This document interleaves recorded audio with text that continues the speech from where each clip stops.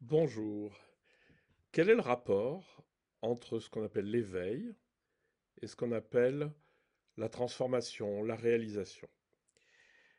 C'est un point assez important parce que souvent on les confond.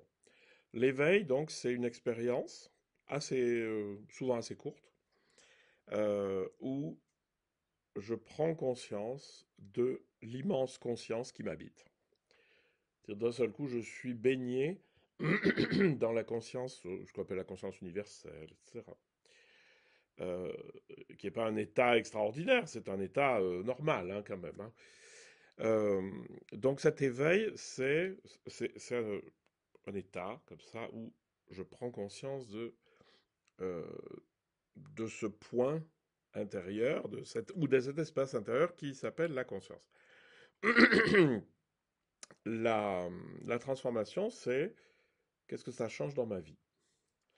Alors, la transformation, c'est accepter les choses telles qu'elles viennent, se débarrasser de ces conditionnements négatifs, les conditionnements qui me font pas du bien. C'est être plus aimant, c'est être plus conscient, c'est euh, être capable d'aider les autres, etc. Mais quelle est l'articulation entre les deux? Eh ben, c'est pas compliqué.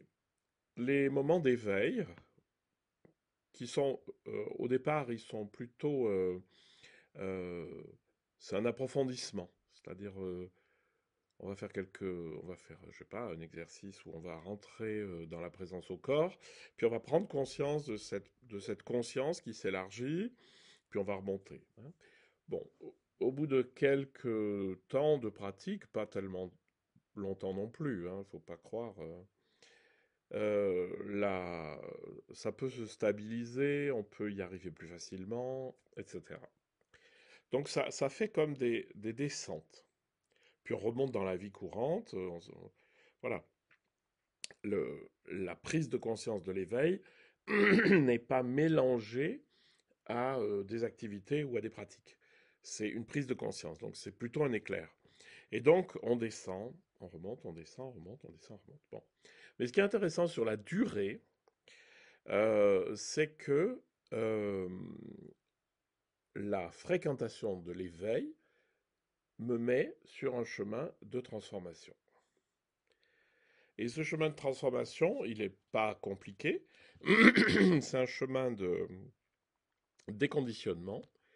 Comme dit le Yoga Sutra, la pratique, donc la pratique de l'éveil, la pratique du fond, la pratique du silence intérieur, etc., brûle les conditionnements. C'est une très belle image. Hier soir, j'avais un très beau coucher de soleil, donc où il y avait des nuages qui étaient très noirs parce qu'il devait y avoir de l'orage. Puis finalement, il n'y a pas eu d'orage. Et dans le coucher de soleil, ces nuages qui étaient menaçants, il y en avait même un en forme de dragon, ces nuages se sont dissipés, puis ont disparu comme ça.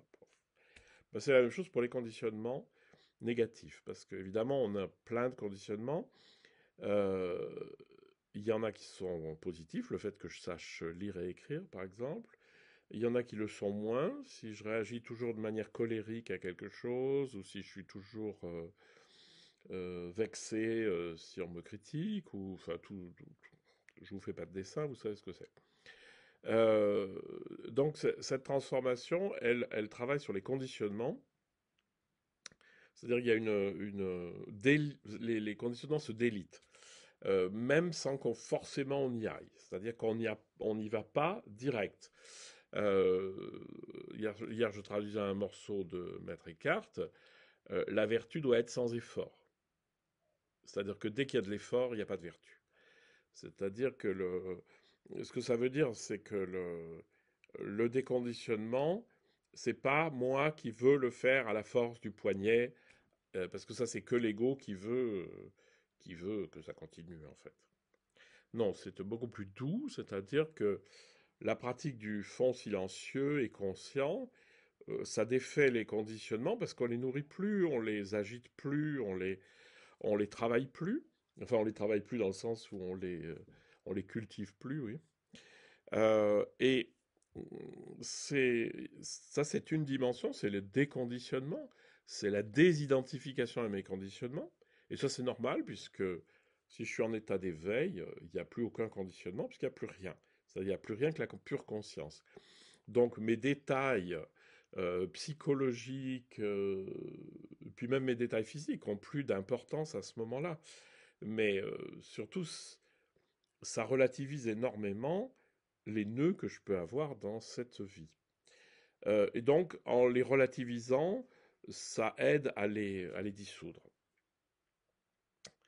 Et il y a un autre élément qui est très important, c'est que plus on pratique la descente dans les éveils, et plus on est transformé.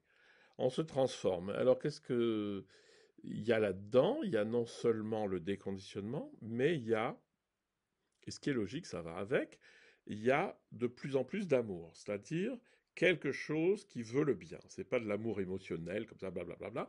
C'est l'amour qui veut le bien, c'est-à-dire que on ne réfléchit pas, mais on peut pas faire de mal à quelqu'un ou à quelque chose, et surtout, on souhaite du bien à tout le monde, même aux gens qu'on n'aime pas trop, parce qu'ils nous font des crasses, mais voilà. Et donc, il y a une augmentation lente, mais progressive de l'amour véritable, de l'amour inconditionnel, et de la conscience. C'est-à-dire que la conscience continue à s'épanouir dans la vie.